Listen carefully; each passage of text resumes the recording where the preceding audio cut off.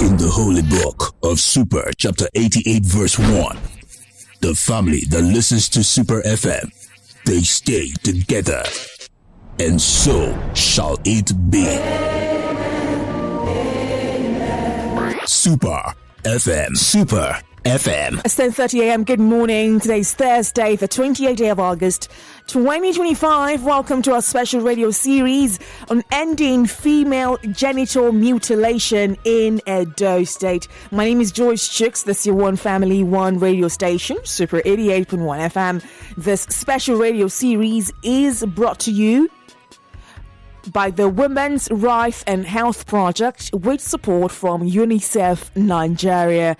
And this series has been going on for a couple of weeks now, and it's been truly exciting. Now, if you've never joined any part of these series, I like to do a bit of a recap when I start off the next conversations. Let me give you a bit of a recap. First of all, this series is aimed at advocating against or advocating for the elimination of female genital mutilation. Now, this is something that we know as female circumcision. Now, this involves the cutting off of part or whole of the external part of the female reproductive organ. Now, this would feature things like cutting off part of the entirety of the clitoris or maybe even the labia. Some go as far as sewing up parts of the external part to leave a little tiny part for peeing. Now, today we'll be joined by a survivor of female genital mutilation, and she will be sharing her story.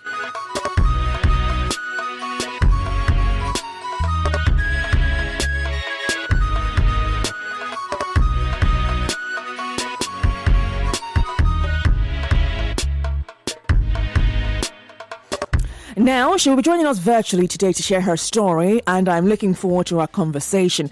Now, we've had lots of conversations around female genital mutilation, especially how harmful it could be. Now, we start off by recognizing the fact that this is a part of a culture and tradition in certain parts of Nigeria, especially here is in Edo State. Now, you would think that, this is one of those things that we only see in movies, we only hear about in books. Well, that is absolutely not the case in this situation. Now, this show has opened my eyes just how far-reaching the situation of female circumcision is in Edo State, just how huge the population of participants. In fact, somebody I was close enough to mentioned to me that when he had his daughter, he was contacted very recently and asked if he was not going to be circumcising his daughter, and then he stood his ground and said that is not going to be happening to my child, which also pointed us to something that one of our guests mentioned in the course of the program, where they had mentioned that if the patriarch, if the father can be convinced to say no to female circumcision, usually 4 out of 5 times, the situation would be that the girl child will not be circumcised. Now, when it comes to female circumcision or female genital mutilation, it happens in different ways and different scales at different ages. For some people, it happens when the child is an infant, when it's a baby girl, 1 month after birth, 2 months, 3 months. In some cases, it happens when the child wants to become a teenager, when the child is 8, 9, 10, 11, 12, sometimes even 14, to welcome them officially into womanhood. In some cases, it's a cultural aspect of marriage. When a woman is about to be wed, when she's a woman about to get married, it could be the custom, her custom or her husband's custom, that they have to become circumcised. In some cases, it is when the woman has already gotten into the marriage, and then in that case, circumcision happens as part of the culture and traditions to identify a woman who has been married. Now, there's been so many myths surrounded around female genital mutilation. Some people have been told that if they do female circumcision, childbirth would be easier. Now, this is one of the myths that has already been debunked, because we have seen that with cases of female genital mutilation, especially when there's a stitch involved, what we would see is a struggle during vaginal childbirth. So that myth has already been tossed to the side. In some cases, they say it stops the woman from being unnecessarily flirtatious. Like one of our callers said one time, say the place go dey scratch am. There's no science to show that the place, wherever that place may be, will scratch, quote unquote, when there is circumcision or when there is no circumcision. So all of these things have been debunked. What we have been able to confirm in this situation is the fact that it has so many terrible side effects on the health side. Now, we already spoke about the fact that some women who have gone through female circumcision and received stitching afterwards could struggle with childbirth vaginally, specifically. But that's not just the only struggle that they have. Now, from the UNICEF Nigeria, UNICEF globally, and the World Health Organization, and even the Ministry of Health here in Edo State, it has been confirmed that it has so many horrible side effects and not so many positives. Honestly, I can't think of a single positive. Now, we have women or girls who have come down with lifelong infections after receiving the cut, which is female circumcision. We have people who have contacted things like HIV. The child doesn't have a mother who has HIV, doesn't have a father who has HIV.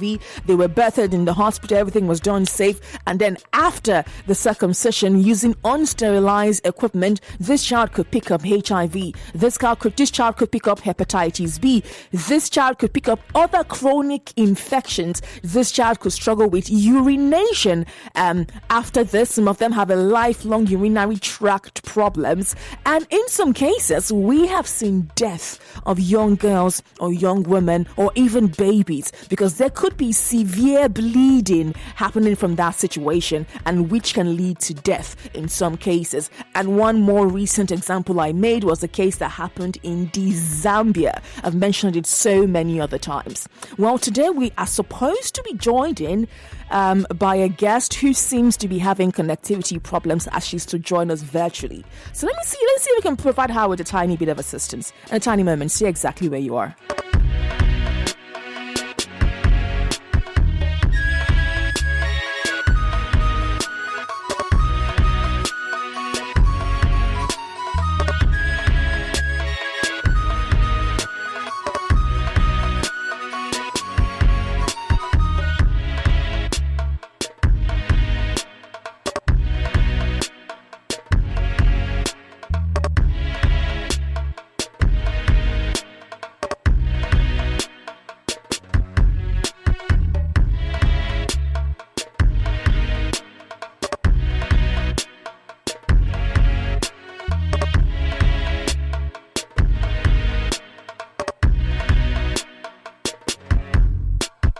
Now, our guest has confirmed that she is having a bit of connectivity issues, but we are trying to bring her to the fore. Now, while we're waiting for our guest to tell her story, now she is a survivor of female genital mutilation. Normally, I have 10 minutes at the end of the show that I give you to send in your thoughts via phone calls, but you can do that right now while she's fixing her connectivity issues. And the numbers to call are these. Now, since today, by the way, we're speaking to survivors, I would love also to hear from survivors or people who know survivors that this has happened to. Now, apart from the clear physical health struggles that some survivors and some victims and survivors end up facing, some of them also struggle with psychological challenges. We have women who are ashamed to take off their clothes, even in front of their own intimate partners, like their own husbands. We have women who cannot enjoy some joys when it comes to matrimony, especially for the kind of things that happened in the other room, that they cannot enjoy those things because the part of them that is responsible for certain levels of pleasure during that activity in their matrimony, those women cannot participate. We have women who feel like they have been disfigured and so they are ashamed to open up their body in public spaces. When I say public spaces, I usually mean like spaces around other women. Like, you know how back in the day when some of us were in university, if you were opportune to stay in a school hostel, whether you were in university or even in secondary school, there's usually a point where young girls are always willing to take off their clothes and take a shower outside or do this or do that. And it's been noted that women who have gone through this certain level of mutilation are usually too ashamed to participate in such activities, and sometimes they take that shame even into their own matrimony because they get ashamed to explain to their partners, to their intimate partners, that they truly do not enjoy or get the pleasure or get the gain of participating in those activities. Some of them want to be intimate with their partners when the lights are closed, the lights are turned off, or they are closed, are covered. And honestly, we cannot fully measure the amount of psychological trauma that victims have also experienced. It looks like my guest is still struggling strongly, so by all means, I'm going to open the phone line. So if you are a survivor of female genital mutilation, if you know a person who's a survivor, or you know a person who's a victim, or you were a victim, or you were going to be a victim, like we had a caller one day that said that she had to run away from her community, I'd love to hear your thoughts on this one, and maybe your thoughts in general for the conversations that we've been having. It's been a couple of weeks, twice every single week, we're here with a guest and we're talking to you. So if you have thoughts just around the kind of conversations that we have been having, that's fine as well. You can call me 0705 512 9881, 0705 572 7881. We also have 0902 672 2592. Now, the last number doubles as a WhatsApp number, so you can send me a WhatsApp message to that number. I'll call it again. 0902 672 2592. Now, you can WhatsApp me on that number, or you can push a call through. We're talking about ending female genital mutilation in Edo State. And for the last couple of weeks, we've been able to look at some very intricate aspects of this conversation. Now, if you've never joined, let me give you a walkthrough. I did do a bit of a preamble already, but let me give you a tiny bit of a walkthrough of the journey so far. Now, the very first episode, what we managed to do was to focus on the harmful effects of female genital mutilation on women and girls. Now, this show, by the way, is sponsored or is brought to you by the Women.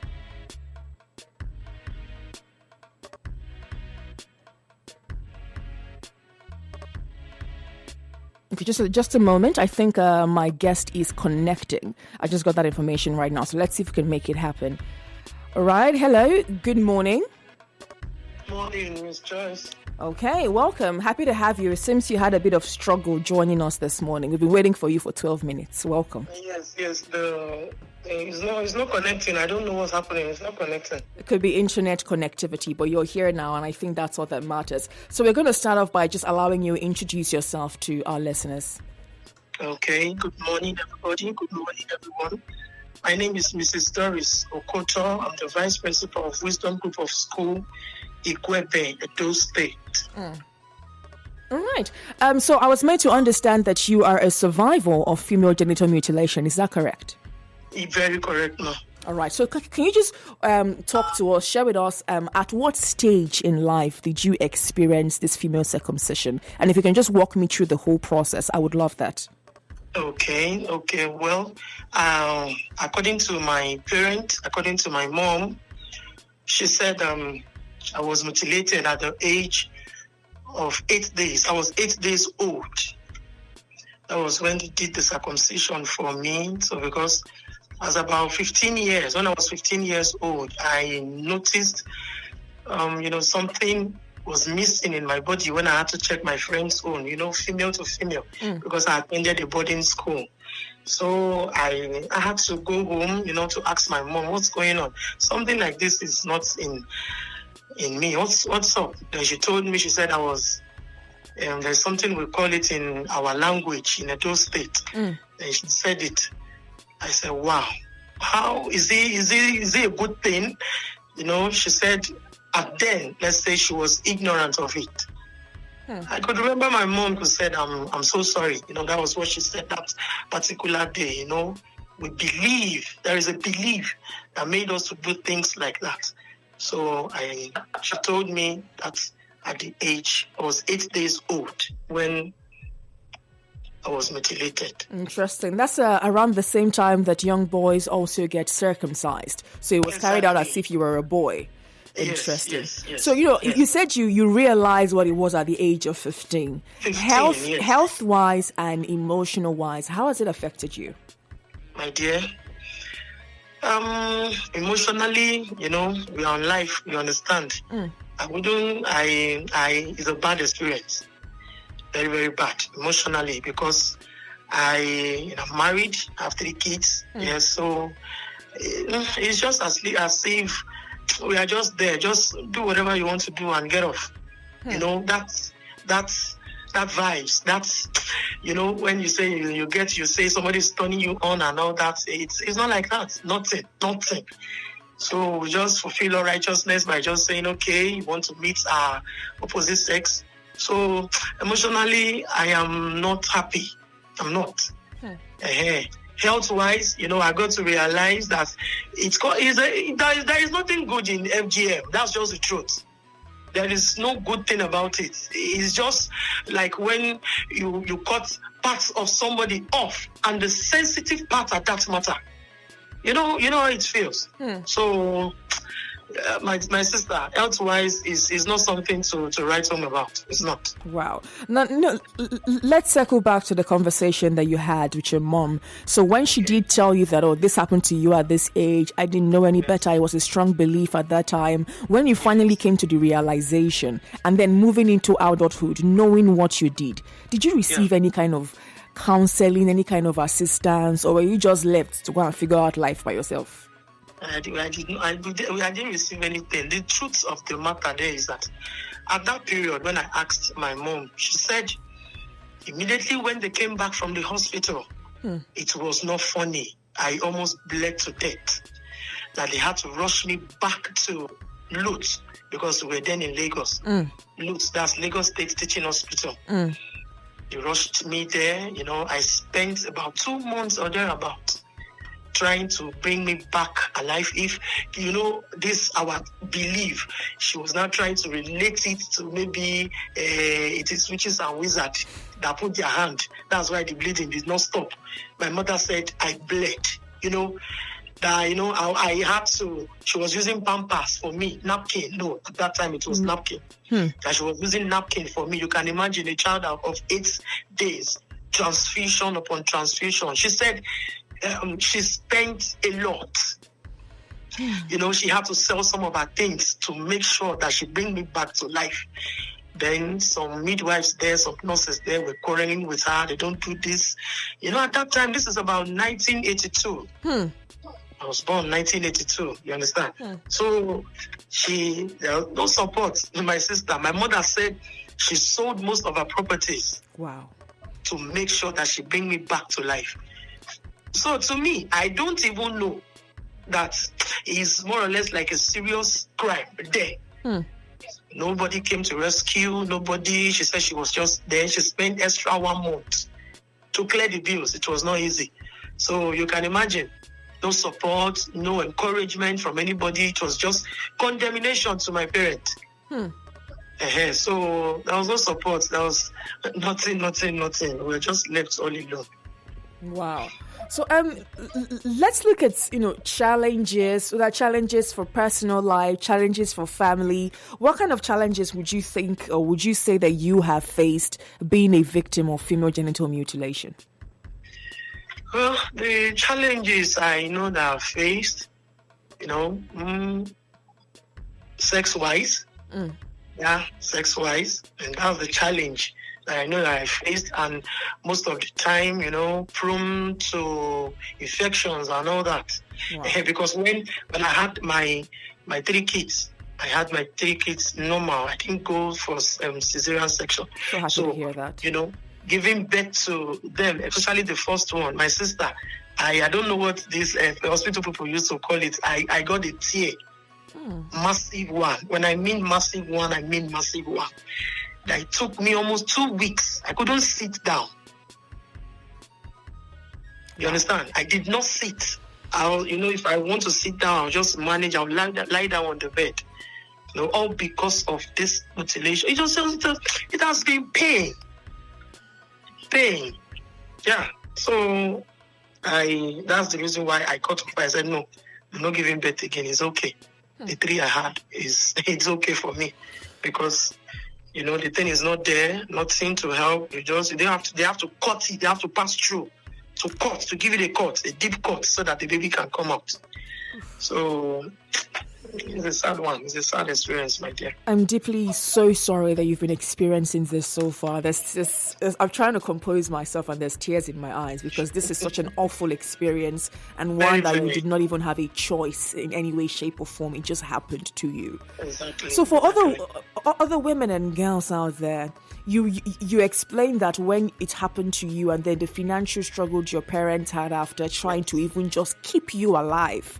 Exactly. So I know you also mentioned that there was no counseling, there was no kind of support anywhere. What kind of support do you think would be useful to victims or survivors or every people who are at risk of female genital mutilation?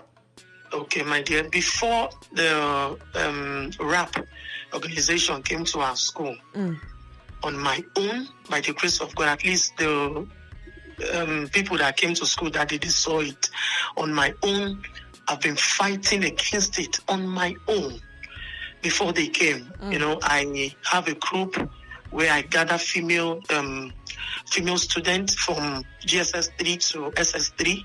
I gather them, I talk to them about this mutilation, that they should stand on their ground, even when they are married. For example, they might get married into a family where they believe that this thing had to be done. They should stand their ground to say no to it.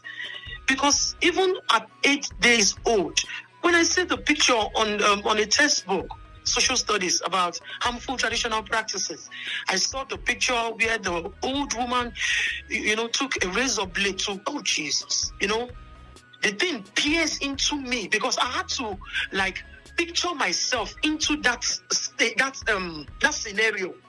I had to picture myself into that scenario, that this is exactly what I went through when I was 8 days old. I stood my ground. I tried my best. Last 2 weeks, I went to a church. I told the pastor to help me to organize the women. And I want to talk to them. My sister. So many things were coming out. So many talk were coming out. I was like, it is evil. It is not something we should do. I had to, I told them, I pleaded with them. I had to open up to tell them I am a survivor of it. It is not something that I can boast of. It's not something that I'm supposed to be telling everybody. But I believe somebody had to come out.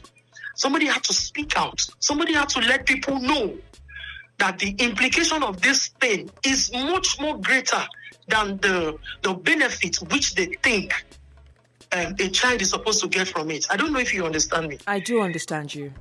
So, the thing we all need to do, everybody, we need to put our hands on deck if we want to set these female children free from this stuff.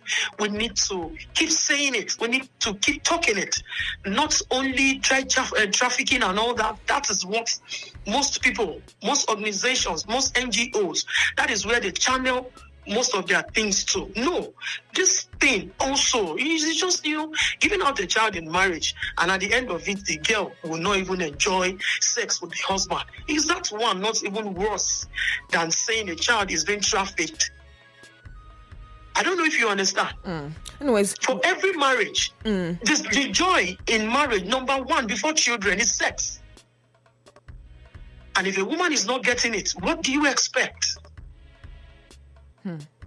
Anyways, we're not going to compare traumas this morning, but just listening to you, I was just, my heart is so, I don't know how to explain it. It hurts. My chest hurts just thinking about the kind of experience. I'm a woman myself, and just hearing these things from your mouth, I'm putting myself in that position. And I cannot believe that we still have millions of people doing this to their own daughters. It's painful. So if you could leave a message to parents, to community leaders, to even other young girls listening to you this morning, what would that message be? Yeah, my message goes to, number one, the parents. The parents, because the young girls, they don't have their own say much like that, especially when they are living with their parents. So they cannot say no to it, especially when their father and their mother make them to understand that this is our culture, this is our tradition. I don't know if you get. This is what we do. This is what we believe. So to young girls, few of them, they don't have a say in this. The people that really needs to hear this is our fathers, our mothers, our traditional rulers. They need to know that they are not doing these children good. The female ones, one, it is not biblical. It's not in the Bible where a woman is supposed to be circumcised.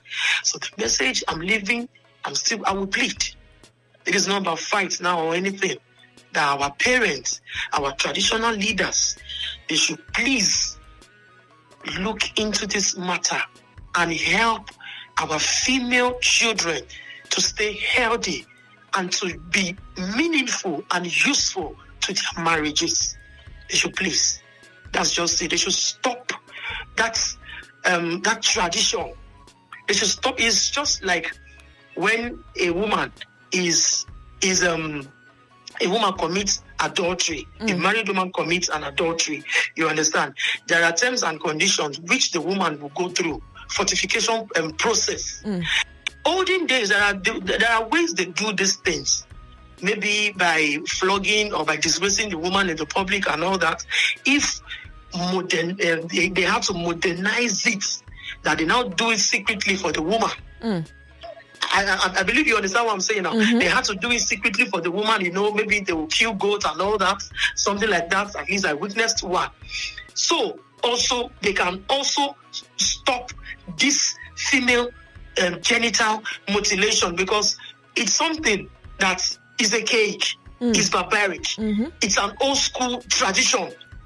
So they should also look into it. If they can look into burial, if they can look into an adulterous woman, if they can look into somebody that stole from the farm, somebody that steals yam and all that, if there is a way they can corner it to give those people less punishment, they should also look into this one too, to stop it.